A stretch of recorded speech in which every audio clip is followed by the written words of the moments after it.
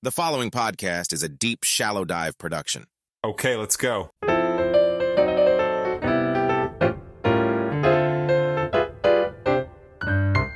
We're looking at a video now.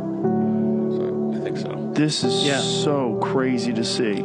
This is the bottom of the supply chain of your iPhone, of your Tesla, of your Samsung. I mean, I'm just naming those companies. Right. It's all of them, right? All of them. And here's what you need to know, Joe, about this video. This is an industrial cobalt mine where there's not supposed to be one artisanal miner. Now, that's the term used for people who are just digging by hand as opposed to tractors and excavators. There's more than 15,000 human beings crammed into that pit, digging by hand. And if you have sound, you hear the mallets, you hear the shouting, you hear the grunts.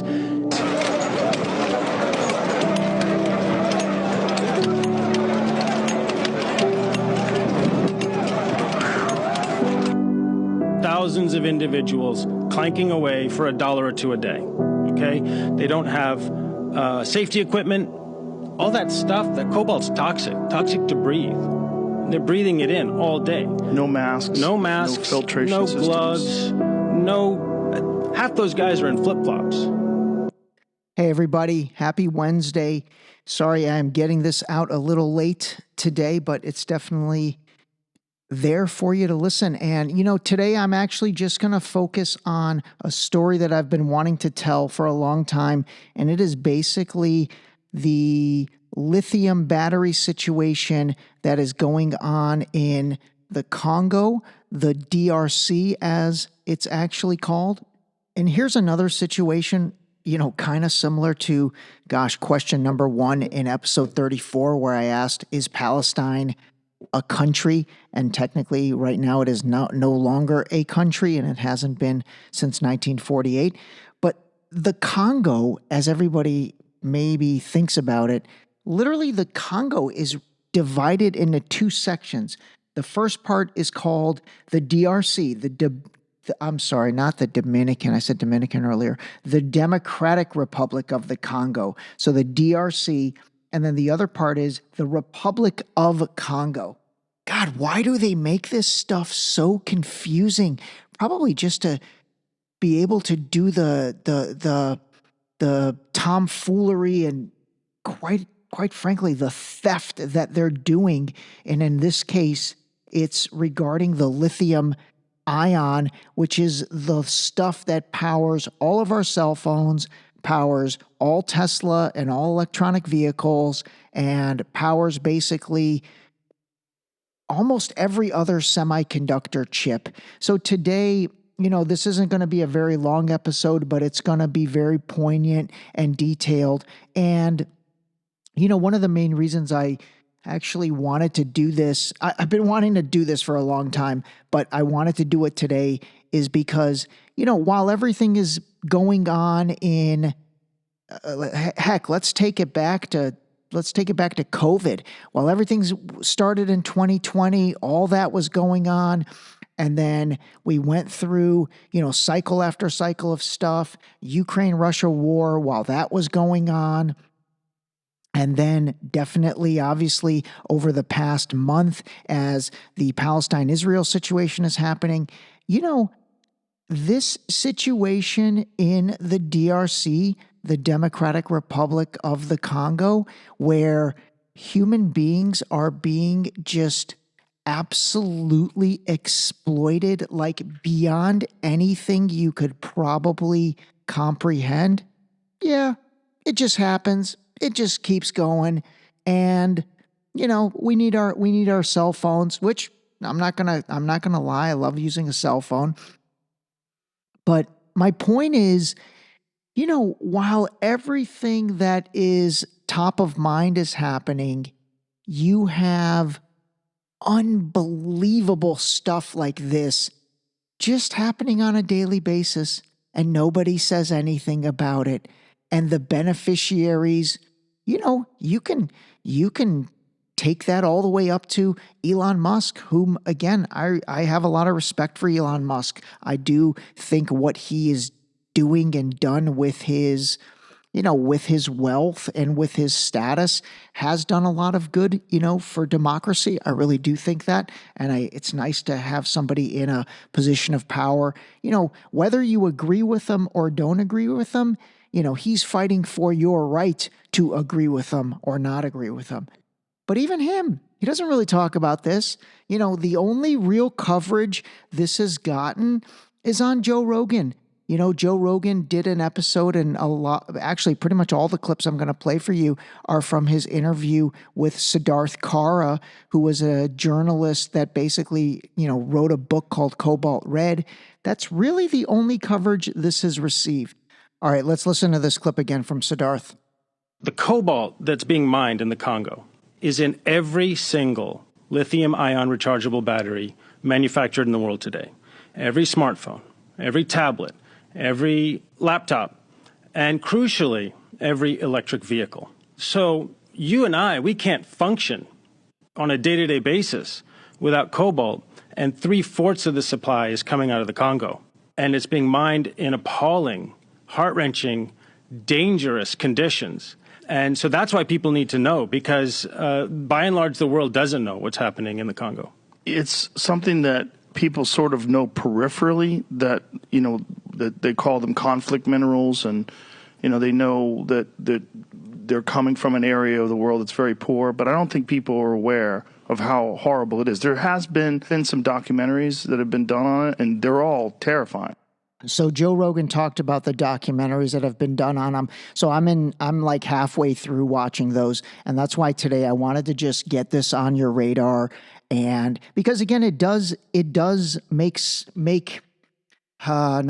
make sense, because it definitely does not make sense.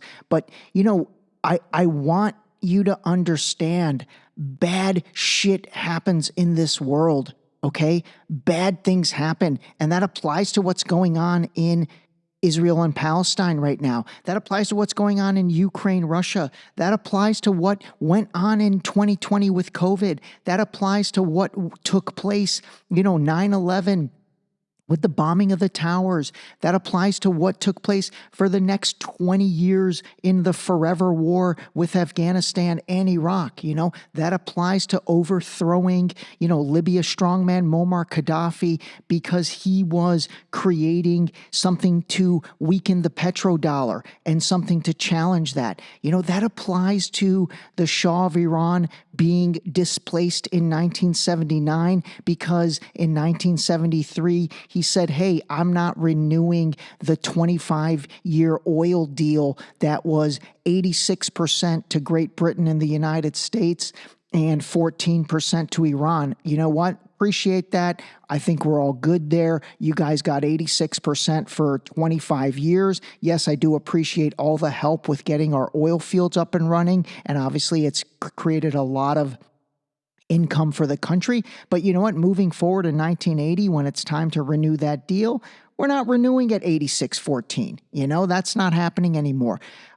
Again, I just rattled all those off the top of my brain, by the way. I could probably sit and come up with 500 more of those examples. But I want you to know, bad things happen, money and greed and power. Those are absolutely things that they dictate policy, they dictate actions. And what's going on in the DRC right now, just kind of like work as usual or on an everyday basis, and there's just no public outrage. You have to think about that. And the most important way to think about it is, okay, well then what does that mean? Well, no, not what does that mean. That just shows you anything is possible. That just shows you anything is possible. And it also shows you the power of the media. Even though right now we live in this world of social media, which has opened up a lot of avenues for information. That's a nice way to put it. Avenues for information. Still, at the end of the day, something like this, it's not all over the place. It's not anywhere in the mainstream for sure. And so even on the social media platforms, I don't know if it's being suppressed, but, it's definitely not in your face. So anyway, I think all this stuff, again, I'm not going to say it all ties together, but the common thread that does tie all this stuff together is greed, money, power, and then the creation of narratives or lack thereof creating narratives, the suppression of not narratives, but the suppression of the truth. Woo, god dang, that was a mouthful. That was one take. All right, I'm going to pause it for a second and have a little tea. All right, I'm back. There's one more clip from Siddharth that I want you to hear. So listen to this. He's talking about this little section of the DRC. Tan and, of course, a lot of gold and diamonds and other things, is sitting on more cobalt than the rest of the planet combined. And it's in a small little patch of the Congo, southeastern corner, a part that used to be called Katanga. And before anybody knew what was happening, Chinese government, Chinese mining companies took control of almost all the big mines, and the local population has been displaced, is under duress, and they dig in absolutely subhuman, gut-wrenching conditions for $1 a day, feeding cobalt up the supply chain into all the phones, all the tablets, and especially electric cars. Like I said, I need to watch the rest of these documentaries and then put together, really probably an hour-long episode on this. But I wanted to get this on your radar. This is important to understand that this is going on. I mean, if you want to do your own research on this, just Google DRC Congo lithium battery or any combination of lithium battery, Democratic Republic of Congo, any combination of lithium and Congo, and you'll get a ton of things. Let me read you a couple of the titles of these articles. And again, this is amazing that the titles are so shocking, but this is probably on nobody's radar, Here's another, I know you guys last weekend at all of your parties, I'm sure you asked everybody if they understood the petrodollar. Now, here's another fun party topic to bring up.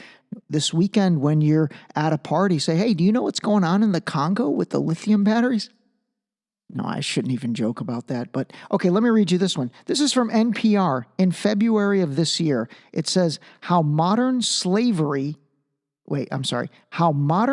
slavery in the Congo powers the rechargeable battery economy. Here's the Washington Post. Cobalt mining in the Congo comes with a high human cost, but why does nobody care? ? Here's the Guardian. Like slave and master, DRC miners toil for $2 a day to fuel electric cars. Here's the New Yorker. I mean, the New Yorker is kind of like a little foofy little whatever that thing is. I don't read it. But it says, the dark side of Congo's cobalt rush. Cell phones and electric cars rely on the mineral, causing a boom in demand. But at what cost? People are being treated like animals as they are being forced to mine on a daily basis for profit, none of it which they receive. I'm not going to say it, but that's insane. Oh, you know what? I have to play you this as well. Hold on. Listen to this. It's like going back in time. You imagine what mining was like 300 or 400 years ago, or the early days of coal mining. It's that bad and worse. So the scale of it shocked me. The severity shocked me. All inhaling this toxic cobalt dust. To see them barely scraping by on $1 a day, $2 a day. As I interviewed them, the level of injury, broken legs, shattered spines, toxic contamination, cancers, birth defect. This stuff seriously makes your blood boil. I mean, it really does. All right, you know what? I spliced together a combination of news, sound bites from reporters. So anyway, give this a listen. Call a spade a spade. I mean, seriously, we've got to get to a point where, just right versus wrong. I really I'm really turning into that. I am turning into right versus wrong. And that's all that matters. Strip away everything else. Strip away religion. Strip away politics. Strip away, opinions about whatever. And right versus wrong. What is right and what is wrong? And this is wrong. All right, give this a listen. And I will talk to you soon. Call a spade. Seriously. When you look at a lot of the motives for war, generally speaking, it's about what you're trying to achieve, but war is only a means to achieve that. Unfortunately, in the Congo, war is the objective. Fighting in the Eastern Democratic Republic of Congo. Democratic Republic of Congo. Democratic Republic of Congo. What if I told you that almost every battery in the world comes from just one country? What if that country was one of the poorest and most war-torn countries in Africa? This episode was brought to you by Boost Liquid Vitamins. Wake up, take your Boost, start your day. Drink your vitamins, build your immune system with Boost. Available on Boost.com.